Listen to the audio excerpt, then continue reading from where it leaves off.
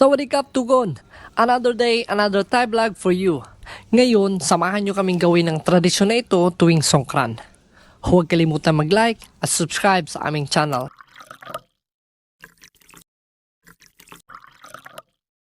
Ang Songkran ay ang Thai New Year. Ito ay isang selebrasyon na matagal nang dinadaos dito sa Thailand. Ito ay tinatawag ding Water Festival. Ito ay dinadaos taon-taon tuwing April 13 to 15. Ang Songkran ay nangangahulugang passage of the sun o ang pagdaan ng araw. Ang Songkran ay may official na 3 days holiday. Simula April 13, ito ay na-extend ng 14 to 15. Isa sa mga ginagawa tuwing Songkran ay ang pagpapaligo sa Buddha o tinatawag na Song Nampra. Ang Song Nampra ay ang dahang-dahang pagbuhos ng scented water sa statue ng Buddha.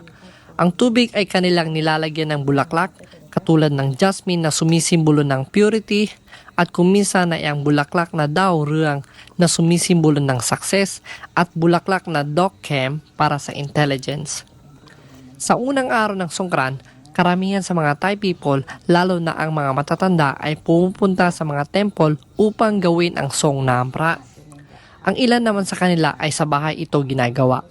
Ang Song Nampra ay ginagawa para mahugasan ng lahat ng maling nagawa sa nagdaang taon at ang paghingi ng gabay at blessing sa paparating na taon. Pinapangunahan ni mother-in-law ang pagsasagawa ng Song Nampra sa aming bahay.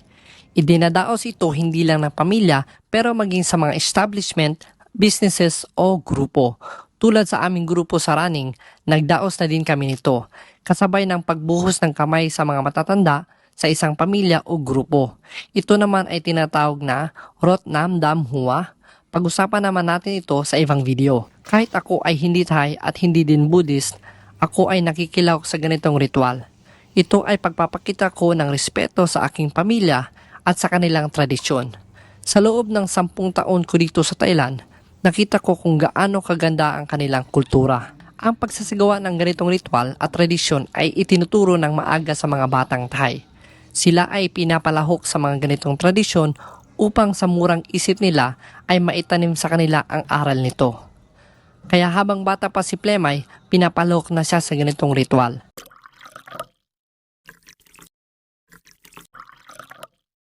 Hello mga ka-station, and now tatanungin ko po si mother-in-law, ano nga ba ang meaning ng Songkran Festival dito sa Thailand? แม่ Songkran คืออะไรครับแม่ สงกรานต์ก็เป็นประเพณีมาตั้งแต่โบราณปู่ย่าตายายคำว่าสงกรานต์ก็เป็นปีใหม่ไทย ปีหนึ่งจะมีครั้งหนึ่งแล้วก็เป็นวันที่ดีแล้วก็มีการแบบว่าเป็นธรรมเนียมของประเทศไทยนะจะมาว่าลูกหลานจากบ้านมาหากินต่างจังหวัดเพราะว่าสงกรานต์ปีใหม่ไทยก็จะกลับบ้านไปรดน้ำดำหัวผู้ใหญ่พ่อแม่ปู่ย่าตายายเป็นประเพณีคำว่าสงกรานต์ก็คือปีใหม่ ปีใหม่ไทย เราหยุดปีใหม่ไทยเราหยุดแล้วก็ไปรดน้ำดำหัวผู้ใหญ่ ขอขมาลาโทษที่เราได้ล่วงเกินมาแล้วอะไรอย่างเงี้ยจะได้อยู่เย็นเป็นสุขขอพรจากผู้ใหญ่ทำมาค้าขึ้นก็พอเสร็จจากภารกิจนี้แล้วก็กลับมาทำมาหากินเหมือนเดิมบางคนก็เข้ามาในกรุงเทพมาต่างจังหวัดชลบุรีไปมั่งอะไรมั่งแล้วแต่อยู่ทำงานตรงไหน ครับผม นี่เป็นประเพณีของคนไทยเราตั้งแต่โบราณปู่ย่าตายายเรามาแล้ว Okay, so, share ko lang po sa inyo yung aking memorable about Songkran guys is yung po yung sumakay kami ng aking mga kaibigan pati na din po ng aking wife doon sa pick up truck, no? Kasi usually dito po sa Pattaya, celebration po ng Songkran is pinakamalaking celebration is 18 and 19.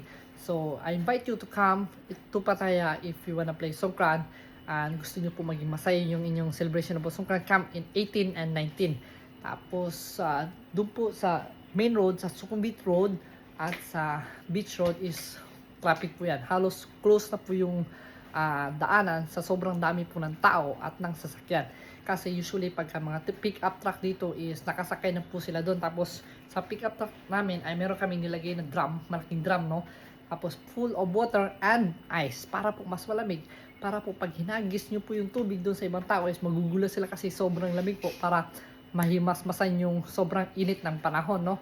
Kasi usually in this April, hindi lang dito sa Thailand, pati na din po sa Pilipinas, sobrang init po talaga, no? Tapos yun po yung aking memorable thing about Songkran. Tapos meron kaming dalang mga malalaking gun, no? Yung water gun, tapos barilan dito, barilan doon. Kaya pag pupunta po kayo dito sa Patayan, kung gusto niyo po mag-celebrate ng Songkran, come on April 18 and 19.